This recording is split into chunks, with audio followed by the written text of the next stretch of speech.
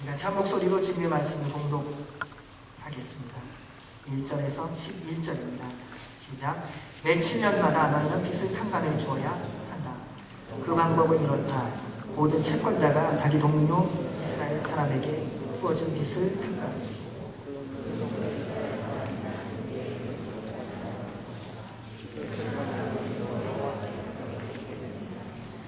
너희가 이방 사람에게는 빚 독촉을 할 수 있지만 너희 형제가 꾼 빚에 대해서는 탕감해 주어야 한다.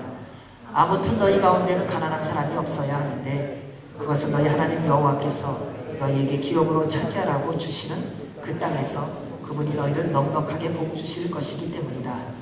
그러나 그것은 너희가 너희 하나님 여호와께 온전히 순종하고 내가 오늘 너희에게 주는 그 모든 명령을 삼가 잘 지키면 그렇게 될 것이다. 너희 하나님 여호와께서 약속하신 대로 너희를 복주실 것이니 너희가 많은 민족들에게 빌려주고 꾸지 않을 것이다. 너희는 많은 민족들을 다스릴 것이고 어느 누구도 너희를 다스리지 않을 것이다. 너희 하나님 여호와께서 너희에게 주시는 그 땅의 어느 한 성읍에서 너희 형제들 가운데 가난한 사람이 있다면 그 가난한 형제를 향해 마음이 인색해지거나 주먹을 움켜쥐는 일이 없도록 하라. 오히려 손을 벌려 그가 필요한 모든 것을 대가 없이 빌려주라. 삼가 너는 나쁜 마음을 갖지 말라. 궁핍한 형제에게 내 눈을 악하게 뜨고 7년째 해다 빚을 탕감할 해가 가까이 왔다 하고 내가 그에게 아무것도 주지 않으면 그가 너에 대해 여호와께 부르짖을 것이니 그것이 네게 죄가 될 것이다. 그에게 넉넉히 주되 내가 그에게 줄 때는 인색한 마음을 갖지 마라. 그러면 이 일로 인해 너희 하나님 여호와께서 너희가 하는 모든 일에 너희 손이 닿는 모든 일에 너희에게 복 주실 것이다. 땅에는 항상 가난한 사람이 있을 것이다. 내가 너희에게 명령한다. 너희 땅에 있는 너희 형제들 가운데 가난하고 궁핍한 사람들에게 손을 펴 도우라. 아멘. 하나님 말씀입니다. 요즘 시대에 이 말씀은 우리 모두에게 하나님께서 처음부터 약속의 땅으로 들어가기 위하여 하나님의 풍성한 은혜와 복을 누리는 삶을 사는 비밀에 대하여 처음부터 가르쳐 주셨음을 알 수 있습니다. 오늘과 같이 경제가 어려운 이 시대에 가난에 대해서 우리는 관심이 많습니다. 그리고 다 가난에서 벗어나려고 하는 간절함이 있는데 그 간절한 마음이 생기는 이유는 하나님께서 처음부터 우리로 가난하게 살지 않도록 지어주셨기 때문입니다.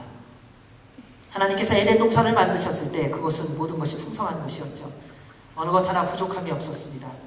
하나님은 단 한 가지 명령을 내리셨습니다. 선악을 알게 하는 나무의 중앙에 있는 나무의 열매는 먹지 마라. 그리고 나머지는 다 먹으라고 그러셨어요. 그러니까 하나님께서 우리에게 주신 첫 삶의 모습을 보면 풍성함의 연속이었다는 것입니다. 부족함이 아니었습니다. 그때는 심은 것도 아닙니다. 애쓰고 수고한 것도 아닙니다. 하나님께서 자라게 하신 모든 것의 열매를 가는 곳마다 다 따먹을 수 있도록 해주신 것이 인간의 첫 삶의 출발이었습니다. 여러분, 어린아이가 태어났을 때에 먹을 거, 입을 거 걱정합니까? 아니요. 어린아이는 태어나서 이미 부모가 준비해놓은 모든 먹을 것과 입을 것과 마실 것으로 본인은 원할 때마다 그것을 누리는 것뿐입니다. 하나님이 이 땅을 창조하시고 인간을 세우셨을 때 주께서 우리 인간들에게 허락하신 것이 바로 그와 같은 풍성한 삶을 살게 하셨던 것입니다. 왜냐하면 하나님은 처음부터 사람으로 잘 되도록, 잘 살도록 지어주셨기 때문입니다. 왜 하나님께서 모든 사람이 잘 되기를 원하시는가? 여러분 자녀들에 대해서 어떻게 생각하십니까? 자녀가 잘못되는 거 원하시는 사람이 있습니까? 그런 부모는 부모가 아닙니다. 자녀가 혹시 괘씸해도 부모의 마음은요, 그 자녀가 잘 되는 것입니다. 자녀가 혹시 불편하게 여겨도 말을 안 들어도 부모는 자녀에게 먹을 것을 주게 되어 있습니다. 자녀가 말 안 듣는다고 입도로 다 벗어갖고 벌거벗어서 밖으로 내동댕이 치는 사람은 부모가 아닙니다. 이 세상의 사람도 결코 그렇게 하지 않습니다. 하나님은 우리가 가난하게 사는 것을 기뻐하시지 않습니다. 그분은 우리로 풍족하게 살도록 지어주셨기 때문입니다. 그분은 창조주 하나님이세요. 당신이 우리를 만드셨어요. 당신이 만드신 것을 어찌 아끼지 않으시겠습니까? 우리는 우리가 만든 것 가장 소중하게 여기게 되어 있어요. 하나님이 우리를 지으시고 우리를 소중하게 여기시는 이유가 거기 있습니다. 그분은 창조주이시기 때문이에요. 근데 우리는 어떻게 보면 한 번도 뭘 만들어 본 적이 없거든요. 우리에겐 창조의 능력도 없고 창조할 수 있는 재주도 없고 그럴 만한 것이 아무것도 없기 때문에 사실은 창조주의 마음을 알지를 못합니다. 그런데 그것을 우리가 부모로서 조금씩 알아갈 수 있도록 은혜를 베풀어 주신 것입니다. 하나님은 에덴 동산을 지으시고 그래서 말씀하셨습니다. 복을 주시며 자식을 많이 낳고 번성의 땅에 가득하고 땅을 정복하라. 바다의 고기, 물고기, 하늘의 모든 것 다 다스리라고 하셨습니다. 그리고 씨 맺는 모든 열매를 너희들이 먹어라. 이분이 우리 하나님 아버지십니다. 그리고 그 하나님 아버지가 우리의 목자가 되십니다. 그래서 시편 23편에 보면 뭐라고 말합니까? 1절에 여호와는 나의 목자시니 내가 부족함이 없으리로다. 여러분, 살아계신 하나님이 여러분의 목자이십니까? 그분이 여러분들의 목자세요? 하나님이 나의 목자이십니까? 아멘. 그럼 하나님이 목자인지 아닌지도 갈등하면 안 됩니다. 그럼 목자는 무엇을 해야 됩니까? 양들을 책임지는 것입니다.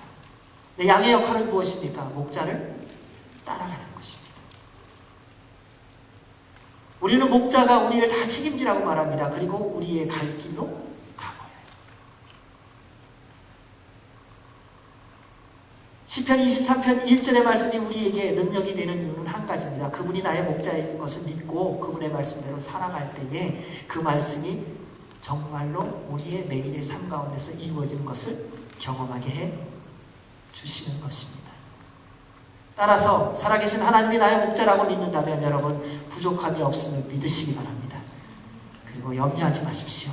주님께서 이미 태초부터 모든 것을 다 준비해 놓고 이끌어가고 계십니다. 이처럼 하나님은 우리로 부족함이 없는 삶을 살도록 지어주셨습니다. 그런데 우리가 사실은 이 아름다운 질서, 이 풍성한 삶을 무너뜨렸다는 사실입니다. 그 결정적인 삶의 태도가 뭔가 욕심이에요. 우리 속담에 욕심을 가지면 밑 빠진 독에 물 부는 거라고 말하지 않습니까? 한번 욕심에 빠지면 이걸 어떻게 감당할 수가 없습니다. 아무리 물을 부어도 채워지지가 않지요. 그래서 욕심은 불치병과 같습니다.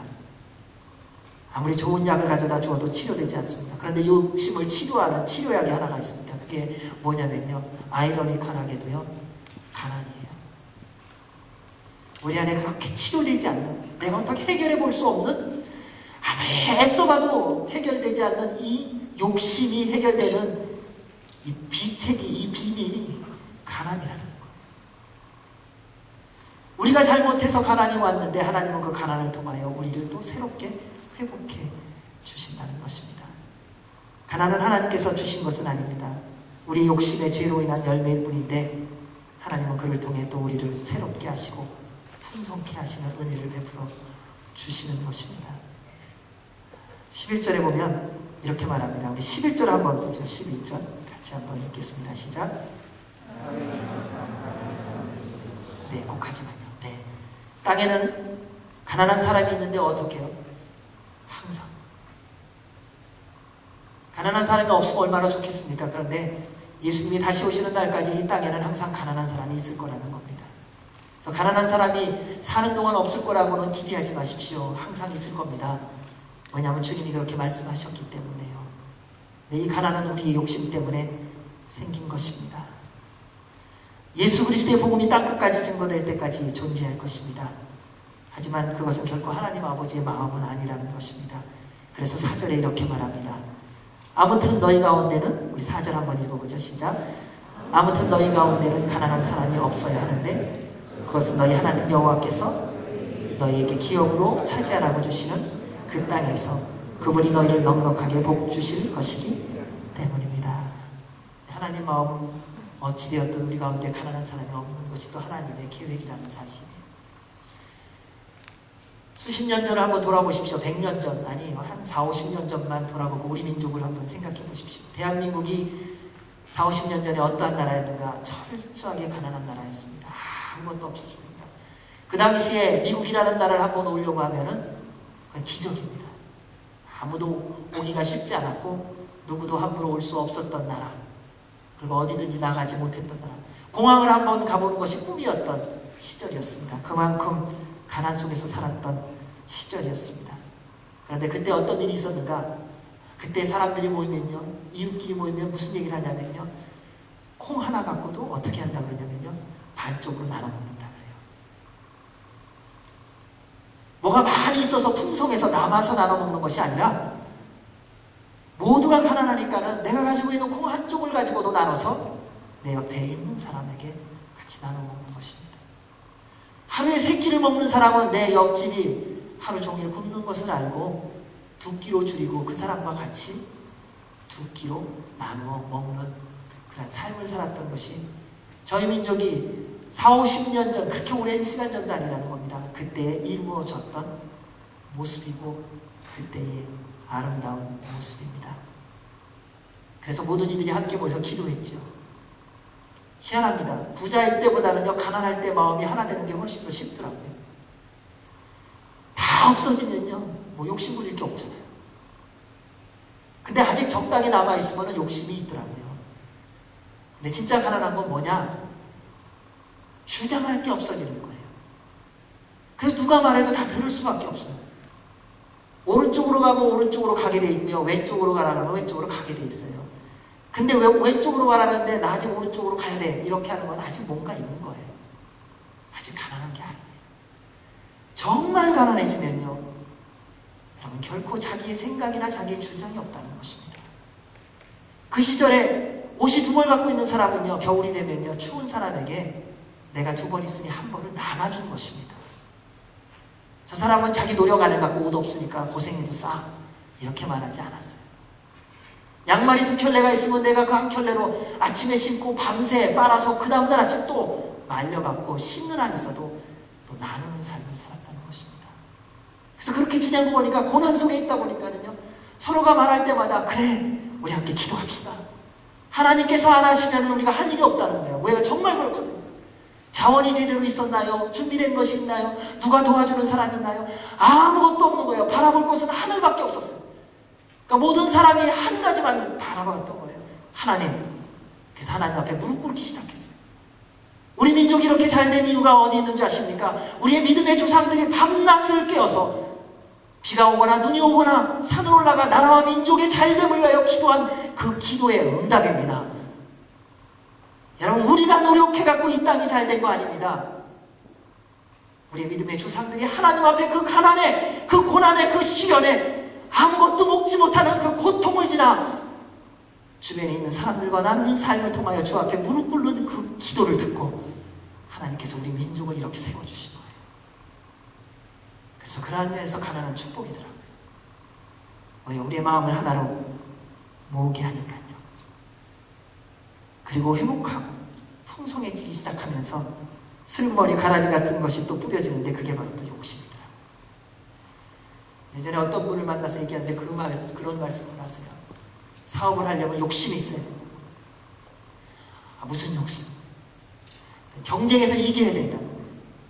다른 사람을 밟고 일어나야 되는 거잖아요. 우리는 풍성해지기 시작하면 더불어가고 함께 가는 것보다는 사실은 욕심이 생겨서 내가 가지고 있는 것 중에 얼마를 그냥 명목상 나눌 뿐이지, 사실은 나의 것을 희생하고 헌신해서 나누는 것은 아니더라는 거예요. 그래도 가난할 때 기도하면 또 하나님이 회복하고 응답해 주십니다. 그래서 또 그 안에 들어온 욕심 때문에 또 다시 반복하는 삶을 삽니다. 모든 것이 발전되고 좋아지면 당연히 우리 서로 좋은 관계 있을 거라고 생각했잖아요. 여러분, 돈 있을 때는, 넉넉할 때, 누구 밥 사줄 수 있을 때는 많은 사람들이 왔죠. 왜요? 밥 얻어 먹을 수 있으니까. 내가 좋아서 온 게 아니에요. 나라는 사람을 사랑해서 온 게 아니에요. 내가 갖고 있는 돈, 내 자리, 내 권력, 내가 갖고 있는 좋은 차, 3대 4대 있으니까 빌려볼까? 그래서 왔는데 오늘은 아무것도 없거든요. 갔더니 내가 도와줘야 돼요.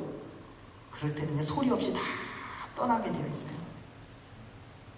그것이 우리가 살아가는 이 인생의 모습이라는 것입니다. 그래서 우리는 그래도 괜찮을 때 생각했잖아요. 아, 더 좋아지면 우리 관계도 더 좋아지고 더 더불어가고 더 사랑하고 더 마음도 열려지고 같이 갈 거야. 근데 보세요. 오늘날 세상이 얼마나 많이 발전되었습니까? 그런데 점점 더 가까워지기보다는 점점 더 멀어지지 않습니까? 점점 더 이해하기보다는 점점 더 오해가 많아지고 있지 않습니까? 점점 더 마음이 넓어지기보다는 점점 더 좁아지는 것 보지 않습니까? 사람은 그 사람을 보지 않고 무엇을 가지고 있느냐를 본다는 거예요. 우리는 어떻습니까? 여러분 어떤 사람을 만나고 계시고 어떤 사람과 함께하고 계십니까? 그래도 나를 도와줄 만한 사람이 더 좋지 않습니까? 그래도 능력 있고 회장이나 사장님이 좋지 않습니까? 내가 어려운 일 당할 때 내가 도움을 청할 만한 사람을 우리는 만나려고 애쓰지 않습니까? 내가 도와줘야 할 사람을 만나기보다는 내가 애써서 섬겨야 될 사람을 만나기보다는 어떻게 해서든지 내가 도움을 받을 만한 사람을 만나려고 하지는 않는지요. 그것이 세상의 모습입니다. 근데 그게 더 강해지고 있다는 거예요. 점점 더 빈익빈 부익부의 모습으로 달려가고 있습니다. 처음 시작할 때는 다 잘 살자는 거예요, 같이. 근데 가다 보면은 엉뚱한 데로 가고 있습니다. 왜냐하면 욕심이라는 죄가 들어와서 활개치고 있기 때문입니다. 그래서 주님은 우리에게 그 욕심을 다 제거하시고 정말 하나님의 은혜와 복을 누리며 사는 풍성한 삶을 살게 하시려고요, 가난을 허락하셨어요. 그래서 그 가난을 통하여 하나님의 진짜 복, 하나님의 진짜 풍성함을 누리게 하시려는 것입니다. 이번에 아프리카 가면서 그곳을 다시 한번 확인하게 됐어요. 아프리카 땅은요, 사막을 제외하고는요, 얼마나 기름진 땅인지요. 무엇을 심든지요, 물만 제대로만 본인이 좀 노력해서 물만 갖다 주면 이제 다 자라요. 근데 그걸 안 해요. 뭐 물 붙는 데가 어렵다, 그걸 안 하더라고요. 처음에 아프리카 갔을 때 교회 지을 때 2km 정도를 물을 길어 다녔어요. 늘 바켓으로 소위. 그러니까 그 진전이 얼마나 되겠습니까? 교회 한 번 지으면 최소한 1년, 2년 걸리는 거예요. 뭐 크기가 얼마나냐? 뭐 얼마 되지도 않아요. 5m 바이 6m 뭐 이런 거 짓는데 1, 2년이 걸리는 거예요. 물 들어가, 다 성도들이 가서 물 떠오니까요. 근데 그러한 땅에서도 무엇인가를 심고 물만 주면요, 얼마나 잘 되는지. 하나님은요, 이 땅을 풍성한 땅으로 이미 지어주셨더라고요. 근데 거기에 우리의 수고와 노력이 반드시 들어가야 한다는 것입니다. 하나님 아버지는 당신의 백성, 당신의 자녀들이 모두 잘 되기를 원하세요. 하나님은 여러분이 정말 잘 되기를 원하세요. 그냥 막연하게 우리가 말하듯이 야, 나 잘 살았으면 좋겠다, 이게 아니라 정말 살아계신 하나님께서요, 여러분이 잘 되기를 원하세요. 가난해서 회복되기를 원하십니다. 그래서 정하신 법이 바로 오늘 말씀입니다. 우리 1절에서 3절 말씀을 한번 같이 읽겠습니다. 1절에서 3절입니다. 시작. 매 7년마다 너희는 빚을 탕감해 주어야 한다. 그 방법은 이렇다.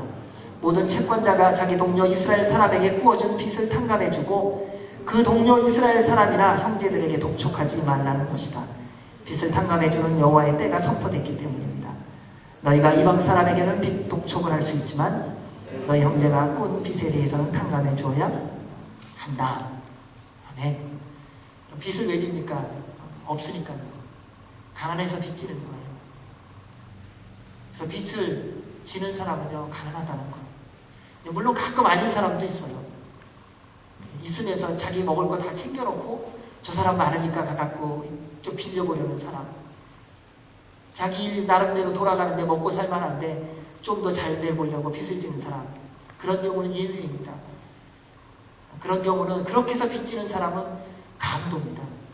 그래서 하나님의 법에 어긋난다는 사실입니다. 하지만 대부분 빚을 진다는 것은 가난하다는 것입니다. 당장 먹고 살아가기가 어렵기 때문에 빚을 지는 거예요. 오늘 먹을 게 없으니까요. 그래서 찾아오는 거예요. 형제님, 내일 아침 먹을 게 없는데, 오늘 밤도 못 먹었는데 나한테 좀 먹을 거 좀 빌려달라고. 살아갈 길이 너무나도 막막하기 때문에 빚을 지게 되어 있는 것입니다. 그리고 최선을 다하지만 갚을 길이 없는 거예요. 열심히 다 했는데 이러한 것을 하나님께서 아시는 거예요. 이러한 것을 하나님께서 다 보고 계셨다는 겁니다. 가난한 사람은 왜 이렇게 어려운지요? 부자는요, 자기 먹고 싶은 거 다 먹고요, 헬스장 가서 운동하고, 더 건강해요. 부자는요, 하고 싶은 대로 다 하고 사는데 몸도 건강하고. 가난한 사람은 하루 종일 새벽부터 일어나 밤늦게까지 일하고 밤도 제대로 잠을 못 자는데 또 왜 병은 그렇게 많은지 가도 끝이 없어요. 그래서 가난이라는 것은요, 늪과 같더라고요. 한번 그 가난의 늪에 빠지면 누군가가 건져주지 않으면요, 살아날 길이 없을 때가 많아요. 하나님이 이러한 우리의 현실을 다 보고 알고 계시고 우리로 하여금 그 가난에서 구원하게 하시고 도움의 손길을 우리로 행하게 하신다는 것입니다. 여러분, 동남아 지역과 아프리카 지역이 한번 가난의 늪으로 들어가니까 스스로 헤어나오지를 못하잖아요. 도와줘야 한다는 것입니다. 이스라엘 사람도 예외가 아니었습니다. 그들도 오죽했으면요, 가난 때문에요, 자기 몸을 팔았잖아요. 종으로. 자녀도 팔았어요. 자녀를 팔고 자기 몸을 팔 정도의 삶을 살았다면 얼마나 가난했겠습니까? 근데 5년, 6년 왜 갚지 않으려고 했겠습니까? 열심히 노력했는데 또 그날 먹고 살기가 급한 거예요. 갚을 수가 없는 거죠. 그래서 하나님께서 그 가난을 이기게 하는 길로 명령하신 것이 바로 오늘 말씀대로 탕감이라는 거예요. 그 빚을 청산해 주라는 거예요. 7년이 되면 한 가족, 한 공동체 안에 빈짓을 탕감해 주라고 말합니다. 모든 채권자가 자기 동료 이스라엘 사람에게 꾸어준 빚을 탕감해 주고 그 동료 이스라엘 사람이나 형제에게 독촉하지 말라. 이것이 가난을 이기게 하는 하나님의 법입니다. 탕감은 모든 빚을 감해주는 겁니다. 탕감했다면 그 다음에 잊어버리셔야 돼요. 독촉할 빚이 더 없어졌기 때문에요. 이 놀라운 일이 이루어지는 이유는 빚을 탕감해주는 여호와의 때가 왔기 때문에 그렇습니다. 저는 우리 안에 이러한 일이 생긴다면 이 땅 가운데 가난 금방 사라질 거예요. 여러분, 돈 빌려주고요, 물건 빌려주고요, 6년 동안 그 물건, 그 돈 못 갚았잖아요. 그 옷 못 갚았어요. 근데 그 빌려준 사람은 여전히 살고 있잖아요. 그거 없어도 살아요. 그 돈 없어도 살고요, 그 물건 없어도 살고요, 그 옷 없어도 살아요. 그래서 하나님의 때에 그것을 탕감해주면요, 놀라운 일들이 이 땅 가운데 하나님의 말씀대로 가난이 사라지는 역사가 시작될 겁니다. 우리가 다 쥐어서 그래요. 그건 내 거야. 당신은 노력하지도 않았으면서, 애쓰지도 않았으면서. 하나님은 우리에게 아주 분명한 법을 말해주십니다. 7년 되면 너희 형제들 가운데 빈짓을 탕감해 주어라. 이러한 말씀을 하신 이유는 우리 안에 가난을 이기게 하기 위한 하나님의 마음입니다. 사랑하는 여러분, 만약에 어떤 사람이 갚을 능력이 있으면서도 안 갚으면요, 그것을 하나님께서 그 사람에게 물으세요.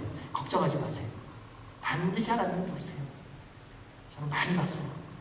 다 이렇게 챙겨놓고 꾸겨놓고선 하나님 말씀대로 살지 않고 다른 사람 어렵게 하고 힘들게 하는 사람, 하나님께서 다 보시고 하나님이 다 처리해 주세요. 그러니까 그건 걱정하지 마세요. 주님의 말씀대로 우리가 순종하며 살아가면 됩니다. 우리는 말씀대로만 순종하면 됩니다. 그러면 우리 안에 극심한 가난이 사라지고 예수 그리스도 안에서 더불어가는 하나님의 공동체로 세워질 줄 믿습니다. 이런 아름다운 일들이 주님의 공동체 안에 날마다 이루어지기를 주의 이름으로 축원합니다. 4절입니다. 우리 4절 말씀 같이 읽습니다. 시작. 아무튼 너희 가운데는 가난한 사람이 없어야 하는데 그것은 너희 하나님 여호와께서 너희에게 기업으로 차지하라고 주시는 그 땅에서 그분이 너희를 넉넉하게 복 주실 것이기 때문이다. 어찌되었든 우리 가운데, 믿음의 사람들 가운데 가난한 사람이 없어야 합니다. 왜냐하면 하나님께서 우리에게 주실 기업을 통하여 넉넉하게 해주실 것이기 때문에요. 그리고 이미 넉넉하게 해주셨기 때문에요. 사랑하는 여러분, 가난한 사람에 대한 책임은 우리 책임입니다. 우리가 가난한 사람을 제대로 섬기지 않았기 때문이고 함께하지 않았기 때문에요. 그냥 아주 간단하게 생각해 보면 됩니다. 내가 밥 못 먹는 사람이다. 그럼 뭘 기대하겠습니까? 밥 한 끼 이유 없이 주는 사람을 기대하는 거예요. 추운 겨울날 내가 외투가 없습니다. 그때 뭘 기대하겠습니까? 다른 거 다 아무것도 기대 안 해요. 그냥 지나가는 사람일지라도 이유 없이 따뜻한 옷 한 벌 주는 사람이에요. 저 사람은 옷 받을 자격이 있어 없어, 저 사람은 밥 먹을 자격이 있어 없어, 이걸 따지는 게 아니라는 거예요. 그냥 그 가난 속에 있는 사람에게는 이유가 없이 그냥 나누는 거고 섬기는 것이라는 겁니다. 그때 하나님의 기적이 일어나게 되어 있습니다. 그래서 우리 안에도 가난한 사람이 없어야 됩니다. 왜냐하면 하나님의 뜻이기 때문입니다. 사랑하는 여러분, 기억하셔야 됩니다. 지금 하나님께서 허락해 주신 모든 것 주님이 주신 것입니다. 그렇다면 주님의 말씀대로 우리 살아가야 합니다. 주님이 나에게 생명을 주셨다면 여러분 생명도 나눌 줄 알아야 됩니다. 주님께서 나에게 시간을 주셨다면 여러분 시간도 나눌 줄 알아야 됩니다. 주님께서 나에게 물질을 주셨다면 내가 원하는 일 하는 게 아니라 하나님이 기뻐하시는 일을 해야 할 것입니다. 성경에 삭개오라는 사람이 있습니다. 예수님을 믿는 사람은 이러한 사람이라는 거예요. 예수님을 만났어요. 예수님 만나려고 뽕나무 위에 올라갔어요. 주님이 그 밑에 가서 말씀하십니다. 삭개오야 내려오너라. 너무 기쁘고 즐거워 주님을 자기 집에 모시고 말합니다. 주님, 저의 재산의 반을 팔아서 가난한 사람에게 나누겠습니다. 그리고 제가 속이거나 약탈한 것이 있다면 제가 내 입에나 갖겠습니다. 여러분, 이것이 주님을 만난 증거예요. 내가 정말 주님을 만났는가, 딴 데 가서 멀리 가갖고 내 안에 주님이 살아계신가 갈등하지 마십시오. 주님이 내 안에 계시고 내가 주님을 만났다면 사랑하는 여러분, 내가 가지고 있는 것으로 먼저 나누기 시작한다. 고난과 시련 가운데 있는 자를 찾아가 하나님이 나에게 주신 2벌의 옷을 1벌을 나누는 사람이라는 거예요. 내가 3끼를 먹을 수 있는 것을 2끼로 절이고 1끼를 나누는 사람이라는 거예요. 이것이 주님을 만난 증거입니다. 저희 교회 안에 하나님이 주신 풍성함이 있습니다. 그래서 저희들은 더 많이 나눠야 됩니다. 우리도 먹을 거 없는데, 아니요! 한 번도 먹지 못한 사람이 많다는 거예요. 한 번도 입지 못한 사람이 많다는 거예요. 우리는 그 주님의 사랑을, 주님을 만난 증거를 가지고 세상을 향하여 나아가야 할 것입니다. 그때 주님의 영광이 드러나고 주님의 뜻이 여러분을 통하여 하늘에서 이루어진 것 같이 이 땅에서도 이루어질 줄로 믿습니다. 우리 5절 말씀 읽겠습니다. 5절입니다. 시작. 그러나 너희는 그것은 너희가 너희 하나님 여호와께 온전히 순종하고 내가 오늘 너희에게 주는 그 모든 명령들을 삼가 잘 지키면 그렇게 될 것이다. 말씀을 아주 분명하게 말합니다. 너희 하나님 여호와께 온전히 순종하고, 여러분 순종한 척 하지 마세요. 순종하다 하지 마시고 또 하지 말고 또 하다 말다 하는 것은 온전한 순종이 아니라는 거예요. 하나님이 우리에게 주시는 말씀은요, 온전한 순종이에요. 주님을 사랑하다 사랑하지 않다 이렇게 하지 말라는 겁니다. 주님을 사랑했다면, 여러분 이미 주님을 믿고 구원받았다면 주님 나라 가는 거 아닙니까? 그렇다면 이 세상 기껏 길어야 100년 아닙니까? 온전히 사랑하며 살 수 없습니까? 온전히 신실하게 좀 순종하며 살 수 없겠습니까? 하나님이 그걸 원하세요. 왜요? 그래야 더 복되거든요. 그래야 더 주님의 크고 놀라운 은혜를 우리가 누릴 수 있기 때문에요. 사람에게는요, 아주 묘한 특징이 있어요. 받을 때는 좋은데요, 줄 때는 아까워요. 특별히 내 마음에 안 드는 사람 줘야 될 때 되면요, 거의 죽음이에요, 죽음. 미국 사람 공짜 안 좋아하느냐? 뭐 그런 사람 얘기 있잖아요. 미국 사람은 논리적이고 이론적에서 공짜를 안 좋아하느냐? 천만에요. 미국의 상수를 보십시오.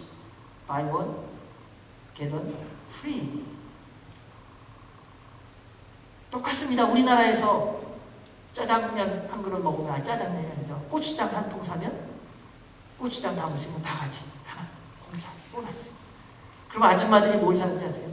고추장 때문에 사는 게 아니라 바가지 때문에 고추장을 사요. 참 희한한 심리입니다. 미국에서 옷 살 때 여러분 어떻게 사세요? Buy one, get one 50% off. 그거 안 사도 되는데 굳이 그 50% 오프라는 그 50% 공짜 때문에 또 사시잖아요. 어느 나라 사람이냐가 아니라 인간은 다 똑같더라고요. 공짜는요 다 좋아요. 그래서 미국의 대물리가 이렇게 많은지 모르겠어요. 사람들은 다 똑같다. 받을 때는 좋아도 줄 때는 싫은 거예요. 하나님은 그것을 바꾸라고 말씀하십니다. 여러분 한번 생각해 보십시오. 일확천금이 생겨도요, 복권으로요 10억 불이 당첨됐어요. 여러분 그거쯤은 복권 당첨되기 전에는 우리 생각 많아요. 교회도 근사하게 내가 지어서 도네이션하고 어려운 사람들 다 불러갖고 뭐 집 하나씩 사주고 계획이 쫙 많아요. 진짜 당첨돼 보십시오. 생각 싹 바뀌어집니다. 10억 불이 모자라요. 받기 전과 받기 후가 그렇게 달라지는 것이 우리의 모습이고 우리의 태도예요. 그래서 주님은 우리에게 말씀하시는 겁니다. 너희가 지금부터 나눠야 된다고요. 여러분 지금 모든 것을 소유한 게 누가 주셨습니까? 하나님이 주셨잖아요. 하나님이 감당할 수 있는 힘과 능력과 지혜와 지식을 주시지 않았다면 어떻게 하시겠어요? 주님께서 걸을 수 있는 힘을 주시지 않았다면 여러분 어떻게 걸어가시겠어요? 주께서 볼 수 있는 시력을 주시지 않았다면 여러분 어떻게 보시겠어요? 12월에 빛과 소금 혹시 있으시면 한번 보십시오. 거기 쪽방촌에 있는 섬기는 15년 이상 넘게 섬기는 목사님이 결정적으로 변화된 계기가 있습니다. 교회를 개척해서 섬기는데 딱 2명이 나온대요. 한 분은 와갖고 그냥 예배 때마다 예배 시작하면은 찬양 빼놓고는 그냥 주무시는 거예요. 주님과 아주 깊은 교제로 들어요. 설교 끝날 때까지. 근데 딱 한 분만 들으신 거예요. 근데 그분이 너무너무 어려웠던 거예요. 그래서 전화를 건대요. 밤마다. 목사님 제가 오늘 눈이 아파요. 그래서 그분을 데리고 병원을 갔는데 봤더니 영양실조로 말미암아 눈에 시력이 이어지고 있다는 거예요. 그래서 제대로 못 먹으면 곧 시력을 상실한다고 그래요. 근데 이 목사님 마음에는 그 한 사람뿐만 아니라 다른 사람도 소중하다. 그래서 아침 저녁으로 뛰고 뭐 장사도 하고 또 그 사역도 하고 정신없이 가면서 귀찮았다. 근데 귀찮아갖고 그분이 전화하는 것도 안 받았대. 한 2달, 몇 달이 지났나 봐요. 너무 안 와갖고 그분의 집을 찾아갔대요. 쪽방촌에. 방에 텔레비전이 틀어져서 하고 있는데 문이 다 잠겨있어서 문을 뚫고 들어갔더니 이불을 이렇게 덮어줬대요. 이불을 딱 열었는데 너무 놀란 거예요. 돌아가셨는데 몸이 썩을 만큼 시간이 지난 거예요. 그래서 그분이 주님 앞에 회개하고 다시 쪽방촌의 사역으로 온전히 돌아가셨다고 그러더라고요. 하나님, 그때 그 전화를 제가 받았어야 되는데.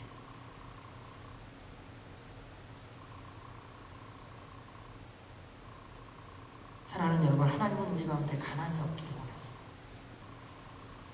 우리 주님은요, 말씀 속에서 갑부가 되는 길을 가르쳐 주신 적 없어요.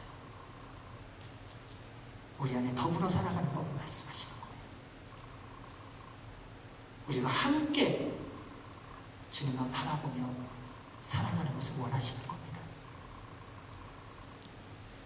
우리 인생 가운데 가난한 자가 없게 살게 하시는 것이 하나님 아버지의 마음이라는 것입니다. 그래서 그분의 말씀대로 온전히 순종하라고 명령하시는 거예요. 여러분, 주님의 말씀에 온전히 순종하시기를 주의 이름으로 부탁드립니다. 우리 6절 말씀 읽겠습니다. 6절 시작. 너희 하나님 여호와께서 약속하신 대로 너희를 복주실 것이니 너희가 많은 민족들에게 빌려주고 꾸지 않을 것이다. 너희는 많은 민족들을 다스릴 것이고 어느 누구도 너희를 다스리지 않을 것이다. 얼마나 복된 말씀입니까? 여러분에게 복 주시기 위하여 안달이 나신 하나님이세요. 하나님은 여러분이 잘되게 하는 거라면요, 하나님이 먼저 계획을 세워놓으시고 그렇게 다 보고 싶으신 거예요. 그래서 하나님의 말씀대로 온전히 순종하며 살라는 거예요. 온전히 순종하며 살라는 겁니다. 하나님의 모든 말씀에 순종하며 살라는 겁니다. 왜요? 그렇게 하면 이 약속의 말씀을 여러분의 인생 가운데 이루어 주시기 때문입니다. 2가지입니다. 첫째, 빌려주는 자로 세워주시겠다는 겁니다. 우리는 빌려주는 자, 그러면 자꾸 갑부만 생각해요. 내가 돈이 너무 많아갖고, 내가 가지고 있는 것이 너무 풍부해서, 내가 쓸 거 다 쓰고 남아갖고, 그래서 할 수 없이 빌려주는 거. 여러분, 그게 빌려주는 사람이 아니에요. 여러분, 내가 5불을 빌려줄 수 있다면 여러분 충분히 빌려주는 사람입니다. 내가 1불을 빌려줄 수 있다면 여러분 이미 넉넉히 풍성한 삶을 살고 있는 거예요. 하루를 살아가면서 내가 꾸지 않고 누군가에게 1불을 빌려줄 수 있다면 풍성한 삶 아니겠습니까? 주님은 우리로 빌리는 자가 아니라 빌려주는 자로 세우기를 원하십니다. 사랑하는 여러분, 주님 안에서 빌려주는 자가 되십시오. 여러분, 주님이 허락하신 삶대로만 살아가십시오. 믿음의 사람을 풍성하게 하심은 하나님의 은혜와 복을 흐르게 함으로 하나님의 나라를 확장하기 위한 하나님의 뜻입니다. 그래서 세상에서 방황하고 있는 사람을 주께로 돌아오게 하기 위한 거예요.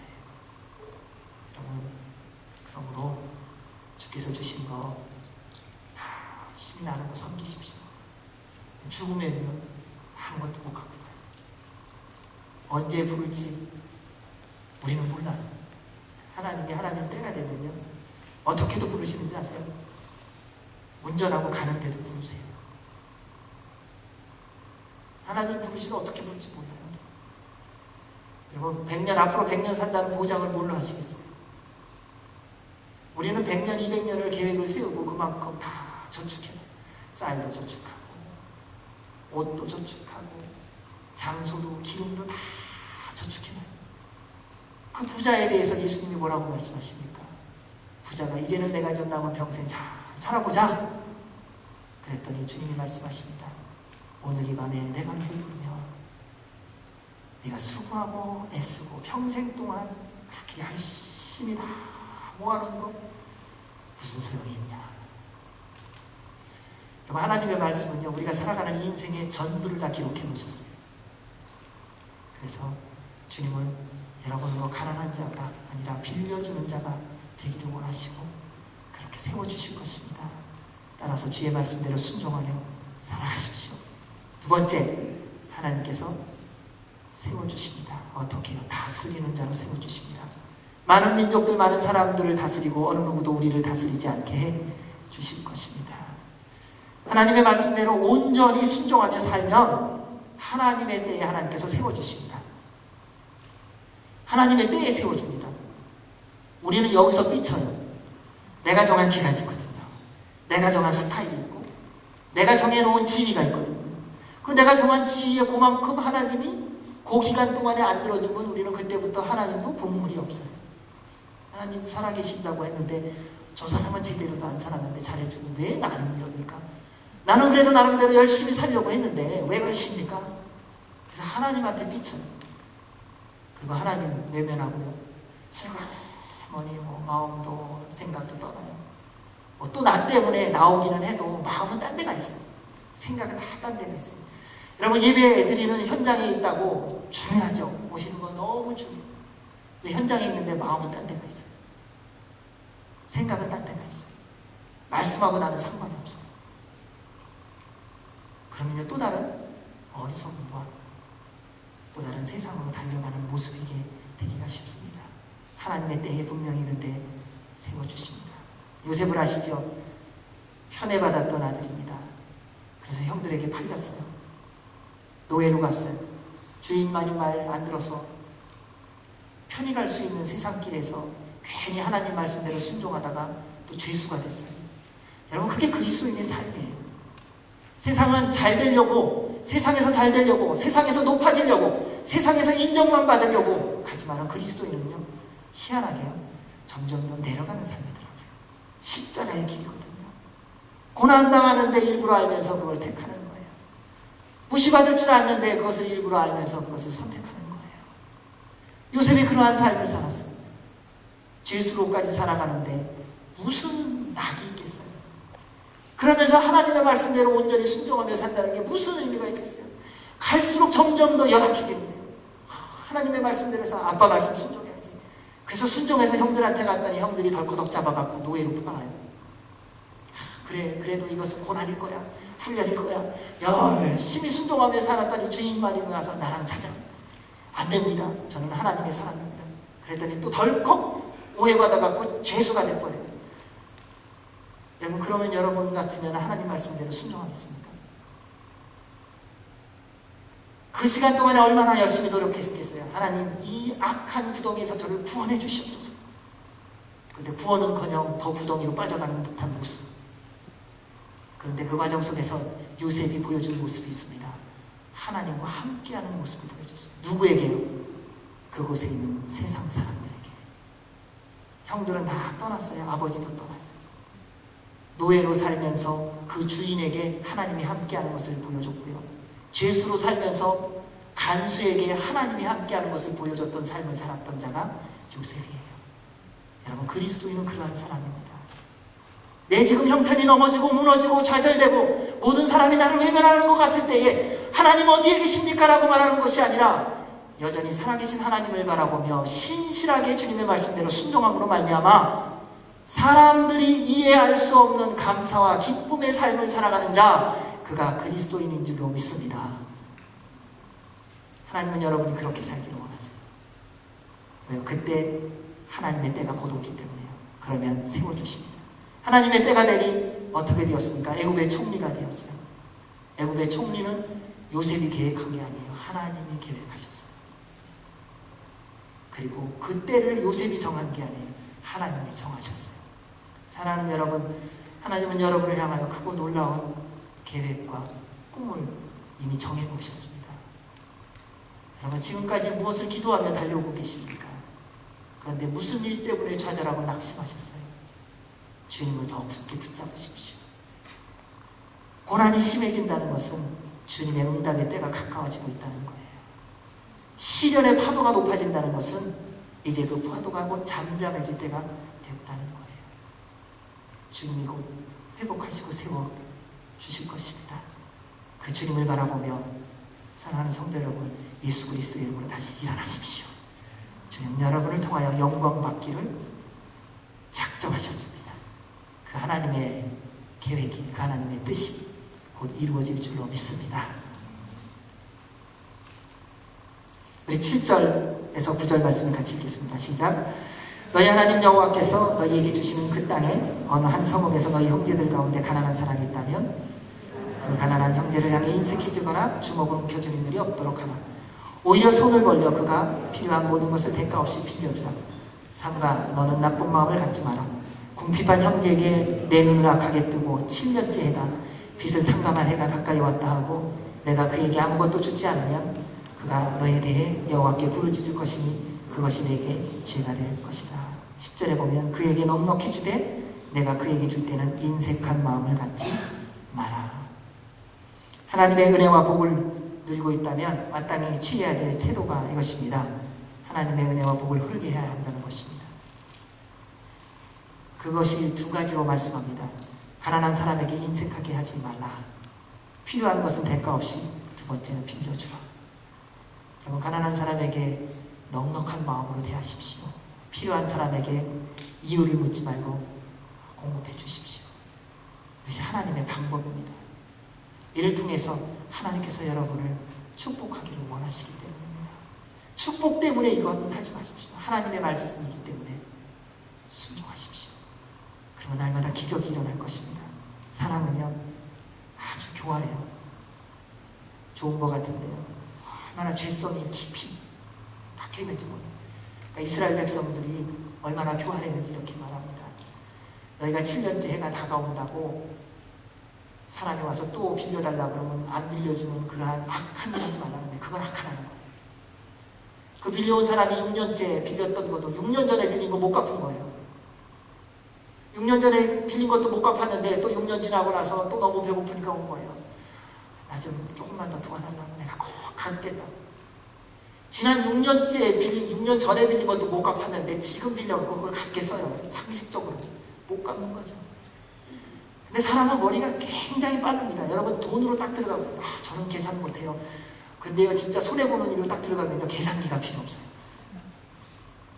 그냥 몸으로 계산이 돼요. 그냥 온 몸으로 계산이 돼요. 그걸 하나님이 아시더라고요. 그래서 그때 야박하지 말라는 거예요. 그때 가난한 사람에게 인색하게 굴지 말라는 겁니다. 그때 필요한 거 구하는 사람에게 외면하지 말라는 것입니다. 그래야 하나님의 뜻이 여러분을 통하여 이 땅 가운데 이루어질 수 있다는 것입니다. 그래서 주님은 이렇게 말했습니다. 지금 여러분의 넉넉한 것으로 그들의 궁핍을 채워주면 후에 그들의 넉넉한 것이 여러분의 궁핍을 채워주어 서로 공평하게 될 것입니다. 누구든지 세상 재물을 갖고 있으면서 자기 형제나 자매의 궁핍함을 보고도 도와줄 마음이 없다면 어떻게 그 사람 안에 하나님의 사랑이 있다고 하겠습니까? 자녀들이여 우리가 말과 혀로만 사랑하지 말고 행동과 진실함으로 사랑합시다. 우리 10절 11절 말씀 읽겠습니다. 시작. 그에게 넉넉히 주되 내가 그에게 줄 때는 인색한 마음을 갖지 마라. 그러면 이 일로 인해 너희 하나님 여호와께서 너희가 하는 모든 일에 너희 손이 닿는 모든 일에 너희에게 복 주실 것이다. 땅에는 항상 가난한 사람이 있을 것이다. 내가 너희에게 명령한다. 너희 땅에 있는 너희 형제들 가운데 가난하고 궁핍한 사람들에게 손을 펴 도우라. 하나님은 여러분이 풍성한 삶을 살기 원하십니다. 여러분이 하는 모든 일에 말씀을 보십시오. 내가 하는 모든 일에 하나님은 복을 주시기를 원하십니다. 이렇게 얘기해도 안 믿어져요. 왜냐하면 지금이 어려웠거든요. 하나님의 말씀을 믿는 자가 순종하게 되어 있습니다. 그래서 사랑하는 여러분, 가난하고 고난 가운데 있는 자들을 예수 그리스도의 이름으로 끊임없이 섬기시기 바랍니다. 밑빠진 독에 물 붓기, 네, 그렇다 할지라도 물을 부으시기 바랍니다. 하나님의 때에 하나님의 은혜로 그 독을 막아주세요. 그리고 하나님이 모든 일에 복을 주시면서 어떻게 복 주시냐면요, 밑빠진 독에 물 빠지는 것보다도 부으시는 것이 더 풍성케 하셔서 차고 넘치게 하시는 분이 우리 하나님 아버지십니다. 사랑하는 여러분, 지금 힘들고 어려운 고난의 시간을 겪고 계십니까? 수많은 풍랑이 여러분의 주변에서 여러분을 삼키려고 으르렁대고 있습니까? 주님이 여러분과 함께 하십니다. 말씀대로 온전히 순종하십시오. 주께서 여러분을 통하여 이 땅 가운데에 여러분의 인생 가운데 가난을 제거하시고 잃어버린 영혼, 상한 영혼을 주님께로 인도하며 주님이 다시 오시는 그날을 속히 이루어지게 해주실 줄로 믿습니다. 그 주님을 바라보며 달려가는 여러분 모두가 되시기를 주의 이름으로 축원합니다. 아멘. 기도하겠습니다. 하나님 아버지, 우리를 향한 하나님 아버지의 마음을 듣게 해주셔서 감사합니다. 우리 안에 있는 것을 가지고 나누게 하시고 또한 도움을 받을 때에는 또 주께서 베풀어 주신 줄 알고 기쁨으로 받게 하여 주시옵소서. 그를 통하여 주 안에서 하나됨과 주님의 영광을 보게 하여 주옵소서. 예수님 이름으로 기도하옵나이다. 아멘.